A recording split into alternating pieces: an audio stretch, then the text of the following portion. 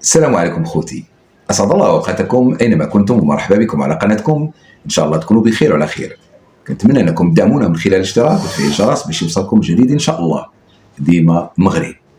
إخوان الكرام، على ذكر المغرب البلد الحبيب اللي كنموتوا عليه ونقدموا الغالي والنفيس من أجل الاستقرار ديالو، من أجل النظافة ديالو، وكذلك من أجل نقاء مجتمعه.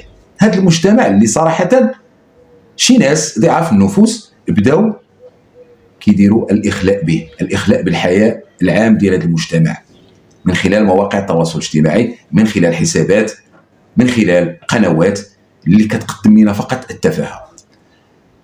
فالحمد لله الناس بدات كتفيق وبدات كتعيق وبدات كتأكد على أن هذا الشيء كيأثر على وليداتهم، وبداو أنهم كيشكيو وكيطالبوا بوقف هذه المهزلة من بعد ما شافوا على أن وليداتنا بداو كيتأثروا وبدات السلوكيات ديالهم كتغير بسبب هذه المواقع وبسبب هذه القنوات.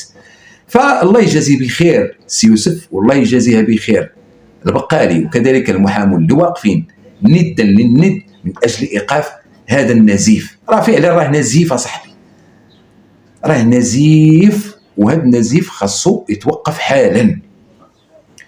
فانت كتجي كتنشر لي الغسيل ديالك الموسخ كون غنخي من خلال قناتك، كدير تليفون امامك كتنشر فيديو يوميا او لا جوج فيديوهات في النهار، كدير عندك واحد الشريحه ديالك خاصه بك وكتطلب منهم نشر الفيديو.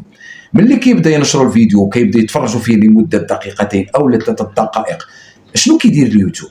كيطيق في القناه ديالك، كيطلعها يوميا، كتطلع حتى كتطلع في الطوندونس.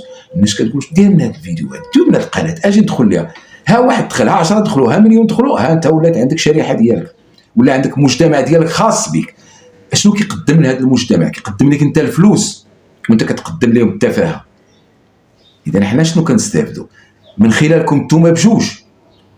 هذا المجتمع ديالك اللي كيشوفوا كينشر لك الروابط ديالك التافهه وانت كتشد الفلوس، حنا وليداتنا كيتضروا.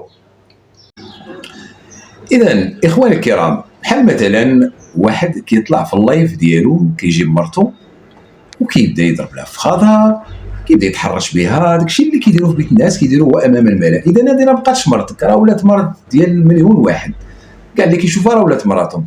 دابا نتايا واش هادشي رجوله عندك؟ ولا كذلك انت كدي تغسل لي في راجلك؟ واش هذا دابا ولا حلالك؟ راه عيب، راه عيب، هادشي راه اخلال بالنظام العام، اخلال بالحياه ديال الدوله اللي نتوما عايشين فيها. واحد كيطلع كيقول لهم، انا بلا ما نسميه يعني، المهم راكم عارفين علاش نتحدث، هذاك اللي كيقول لهم غنزوج غنفعل كنزوج، كيقول لهم اسيدي انا راني عايش في واحد البلاد فيها الحق والقانون، بلاد الحق والقانون، كيطعن في المغرب. انت عايش في طاليان ولا ما عرف فين عايش، في فرنسا ولا الله اعلم، سوقك هذاك. واش المغرب بلاد الحق والقانون؟ جاوبوه، دخلوا تشوف واش بلاد الحق والقانون ان شاء الله الرحمن الرحيم. انت دابا كطعن في التمغربيت ديال القضاة ديالنا، كطعن في الناس اللي حاكمين البلاد، دخل وتفرج، ما نقول لك والو.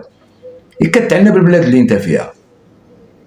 حنا صحابنا عايشين في بلاد ديال الغابه، مرحبا بك دخل، لانك تطعنتي فينا ملي قلتي اننا حنا بيننا وبين الاسلام غير، راه بزاف ديال الفيديوهات هضرتي فيهم ملي وصلك الصاد، وهذا الصاد خلاك تهضر حتى على سيدك اللي هو الاستاذ عبد الواحد وجيه، لانه وجه لك رساله بسيطه، قال لك اودي داكشي اللي كدير راه حشومه، لان الناس راه كتزوج على سنه الله ورسوله، انت كتزوجهم على سنتك انت، بطريقتك انت، وهذه الطريقه لا تجوز لا قانونا ولا شرعا. وراه خرج واحد الاستاذ الله يجازيه بخير، ما بقيتش عاقل عليه، واحد الفقيه، واحد الرجل يمكن في خطبه جمعه او لا بقيتش عاقل، المهم الفيديو راه منتشر، وتحدث على هذه المساله وتعرف هذا الشيء اللي كتقول، وبين الشرع اشنو كيقول في الطريقه اللي كتزوج بها.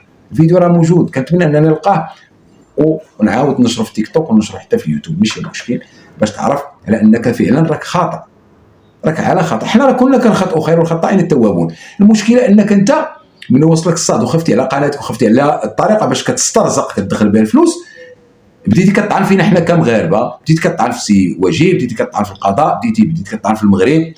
يعني انت راه هذيك البلاد اللي فيها راه حامياك، دخل المغرب مرحبا بك، راه عندك مازال باسبور مغربي، راه نهار غتدخل ان شاء الله يقرقبوا عليك. كنتمنى انه يقرقبوا عليك، لانه طعنتي فينا كاملين.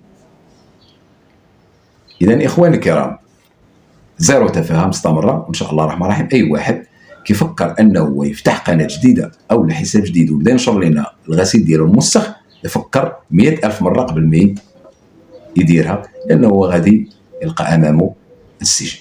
اللي دار شي حاجه يتسهل العقوبه من راسي وجبد. اي واحد كيقدم شي حاجه خايبه وكيدير شي حاجه خايبه، السجن، لان السجن تربيه. السلام عليكم اخوتي والى اللقاء.